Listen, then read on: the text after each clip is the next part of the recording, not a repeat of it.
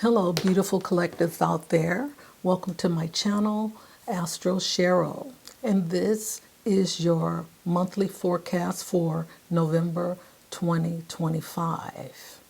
Okay, we're already at the end of the year, but we're still in Scorpio season, and there's a lot of Scorpio energy out there. So there's a lot of reveal. You know, Scorpio is mysterious, but the revealing of the false truths are coming out in the open. So just be aware that, you know, the untruths, the lies, the underhanded hate is showing up. And that way, that energy can be dealt with. We have a full moon that's coming up on the 5th, and it's a super full moon, and it's in the sign of Taurus. And Taurus is about agriculture and about finances. But here in the U.S., we can see the breakdown of our governmental system and the those people who are in need of extra help for food and subsidy. So that is opening up and crumbling out into the open. But then on a personal note, those who are those people who have been deceitful, deceiving, and out to hide their feelings towards another person is coming out in the open. Okay, and that energy that's coming out has to be dealt with. Okay, so that's the purpose of it being shown. That's why the veil is thin now, so that each individual can see what it is that you're doing and what it is that has been done to you. Now, those people who have been done to, you'll get to see how this karmic energy plays out, because all of that negative energy that has been thrown at you by, you know, people you don't know, is being returned to sender. Okay, and it's once it's returned to its sender, it has to be dealt with. Okay, so anyway, as I said before, this is your monthly reading for November. Now, as we get into the month, we have Mars entering Sagittarius on the 4th. And we have that super full moon on the 5th. And Venus moves into Scorpio on the 6th.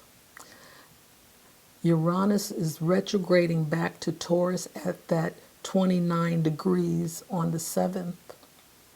And Mercury turns retrograde in Sagittarius on the 9th. Jupiter turns retrograde in Cancer on the 11th. Mercury turns retrograde, I just said that. The new moon in Scorpio is at 28 degrees, and that's on the 19th. And Saturn in Pisces is stationing direct on the 27th, and then Mercury turns direct on the 29th. So with all of the retrogrades that are happening now, this is turning you inward to look at those areas in your life that needs to be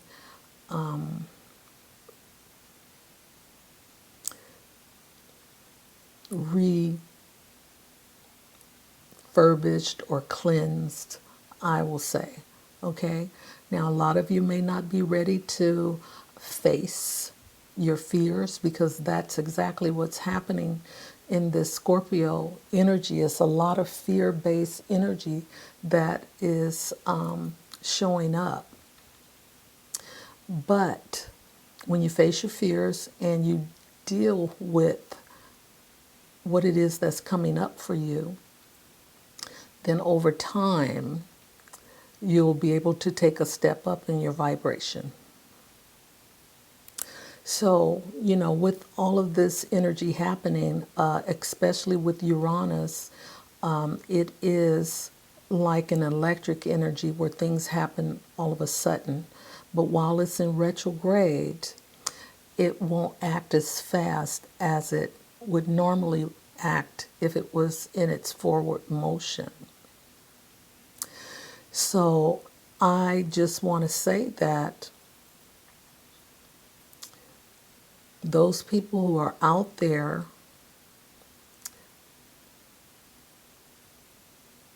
who are trying to hurt, cause pain, trauma to another person, all of that is coming back to you. And a lot of times people cannot take what they dish out. They can't handle it. So are you ready to handle what you are dishing out? That is up to you. And now it's time for me to get into the forecast for the month. So I will see you on the other side. Hello and welcome to my channel, Astro Cheryl. And this is your monthly forecast for November 2025. And the sign is Scorpio rising. Welcome. Okay, let's get right into the reading. I do an intro that comes before your reading, so it gives you the highlights of the month. Okay, so we have Mars in Scorpio trine retrograde Neptune in Pisces in your first and fifth house. Your first house is the house of self, okay? And this is how you look, how you think, and how people see you, and is also how you dress. And your fifth house is your house of fun, joy, creativity, your inner child, your romantic sector, your hobbies, and children. Speculation as well. Okay, so this is a beautiful trine, nothing that you have to do about it, but just enjoy the ride. It encourages you to stand up for yourself, okay, initiate new projects, and embody a more energetic, commanding presence. And this may happen all on its own, because trines are like gifts from God, okay? So be mindful of your tendencies to be combative or impulsive because it may cause confrontations or health issues, okay? Because Mars represents inflammation, and Scorpio is about that intensity and control, okay? And Mars rules Scorpio. So, that fire and water, which they work together, but fire and water, it's going to create that smoke, that inflammation, that stress-like energy. So just be mindful. This transit supports your creative and spiritual pursuits or your artistic work. So use this influence to trust your gut instincts, okay? So whatever you're feeling in your gut, go with it, all right? So on the 4th, we have Mars moving out of Scorpio and into Sagittarius. And this is happening in your second house.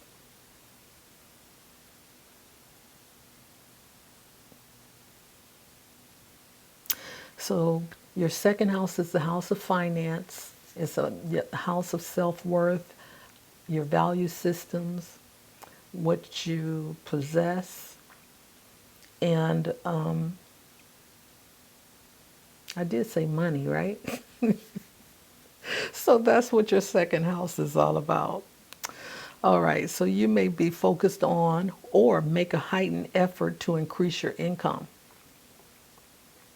And this is optimistic, okay, with Sagittarius here. And you may have a tendency towards impulsive spending or risky investments. That could be, Mars happening, because Mars can be impulsive, all right? You may be assertive in defending your personal values or negotiating for what you believe you deserve. And that's a great, point, is because we should all know our worth, okay? Your sense of self-worth may be feeling closely tied to your material possessions at this time or your financial status. You may be successful initiating productive ventures, developing new skills, and growing your resources. So this is a good transit for you to tap in, okay? So on that same day, we have Mars in Sagittarius in your second house, opposing the retrograde Uranus in Gemini in your eighth house. Now, Gemini is, it's ruled by Mercury, so it loves communication. It's that social butterfly, and Uranus is sudden shakeups, things we don't expect. And of course, the eighth house is about transformation, death and rebirth, shared resources, other people's money, inheritances, banking, your debts, psychological information, because the eighth house can be a deep house. That's the original place for Scorpio, where things go deep, and it acts something like the 12th house, things that are hidden and unseen, you can tap in. This is a psychic house as well, the eighth house is. Okay, so expect financial volatility, being volatile.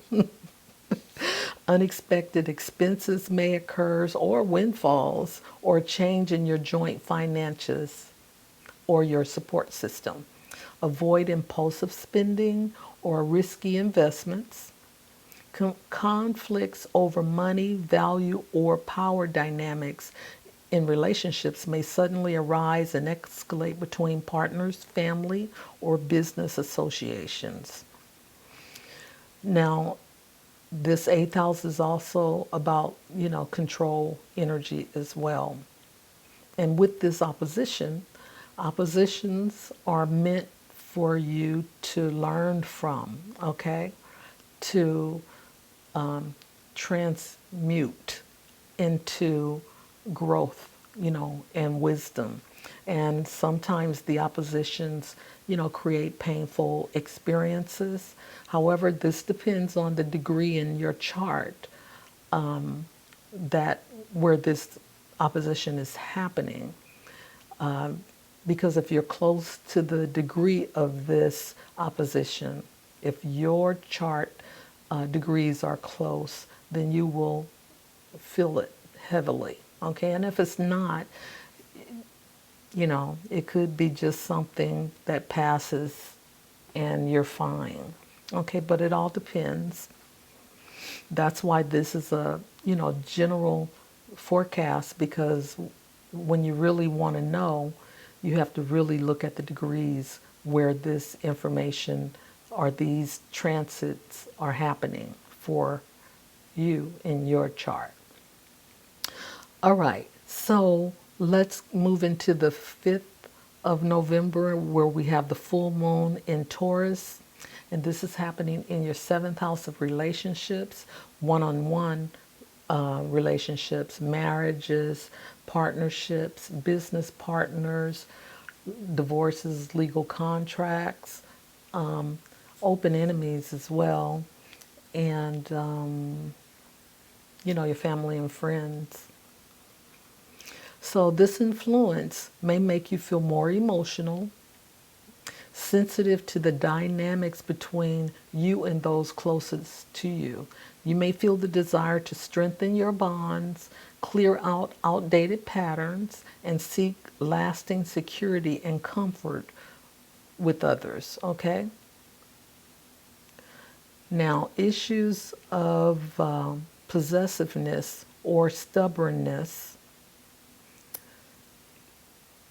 in your relationships may arise because that is Taurus's MO, is to be steadfast, stubborn, and possessive. So on the 6th, we have a beautiful trine in with Jupiter in Cancer, and this is happening in your 9th house, and retrograde Saturn in Pisces in your 5th house. Now, your 9th house is about higher learning, your belief system, your philosophy, spirituality, long distance travel, other cultures, languages as well as here.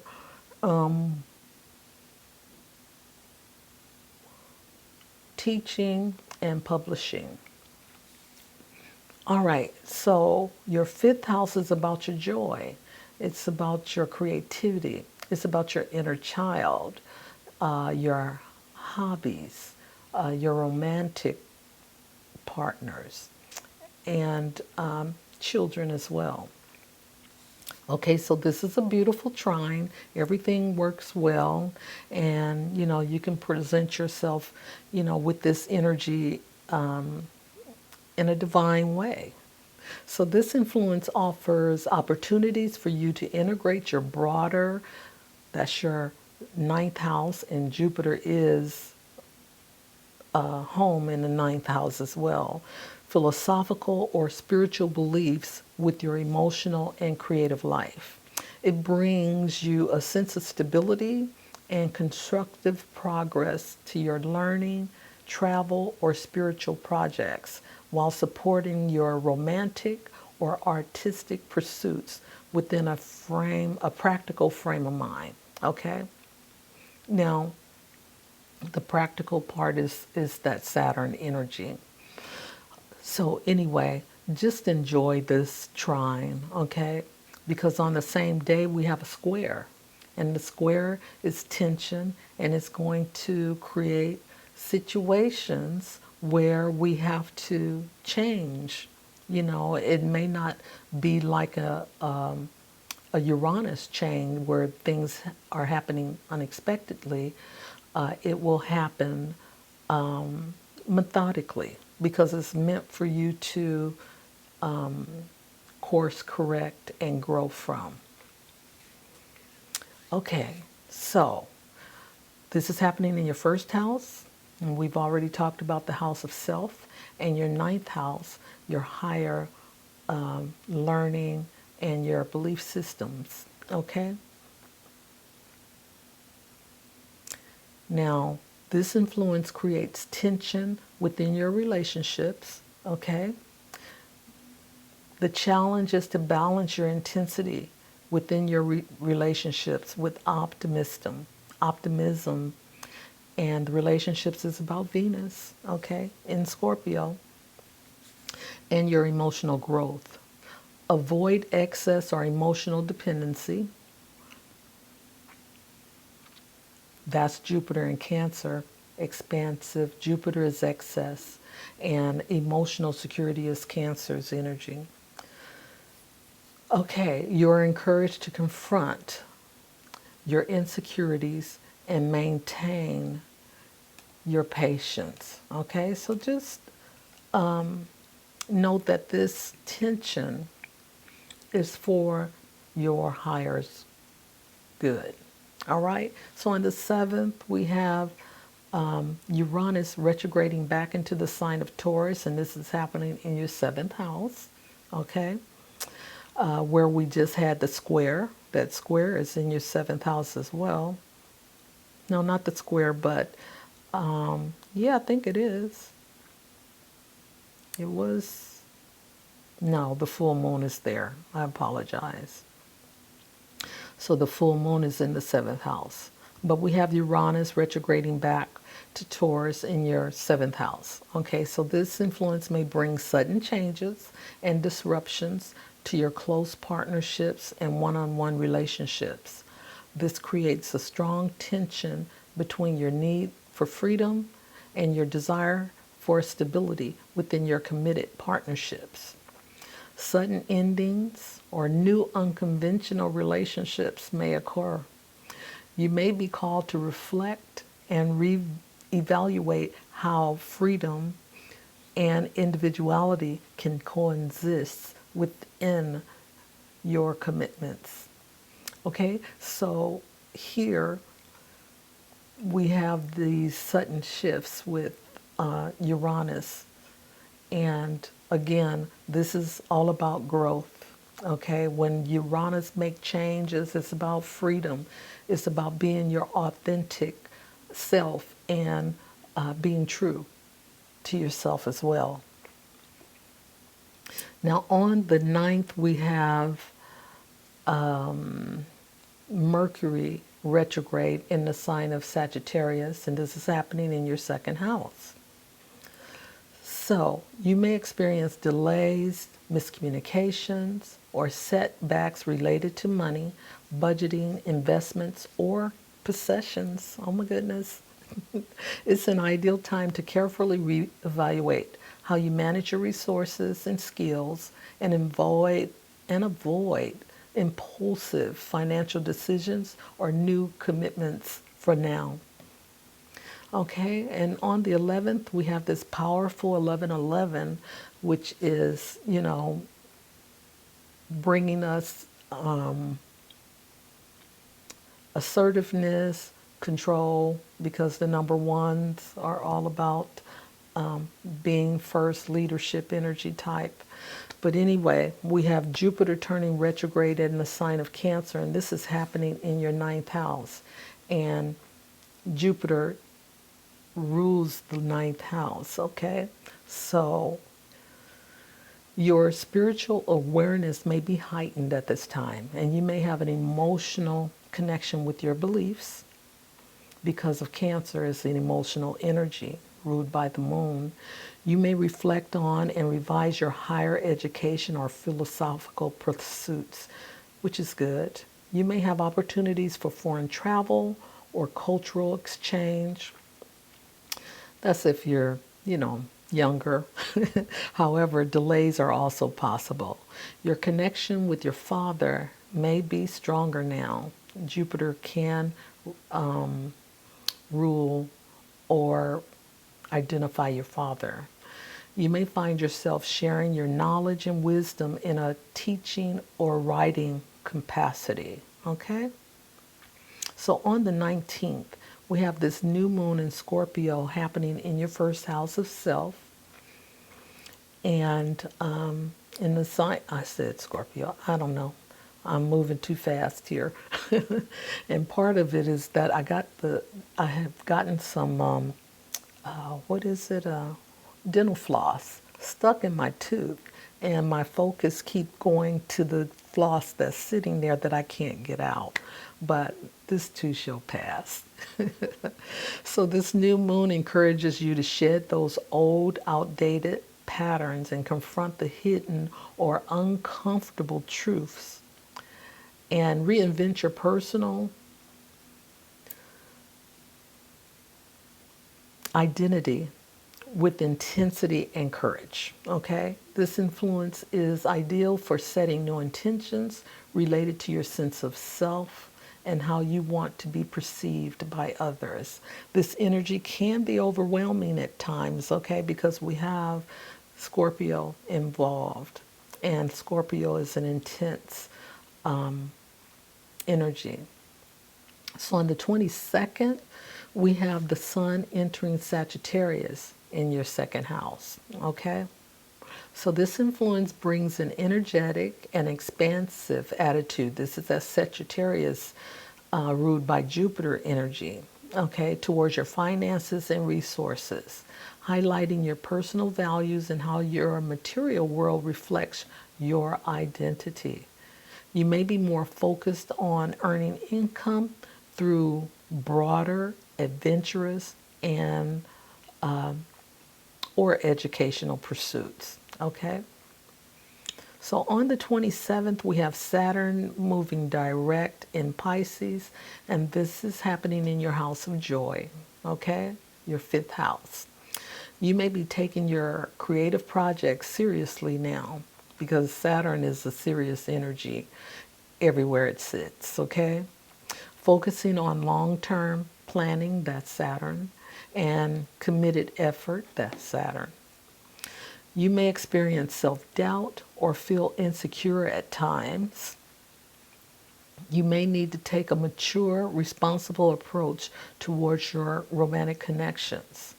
As a parent, you may have an increased parental responsibility, providing structure, guidance, and support in their development and education at this time.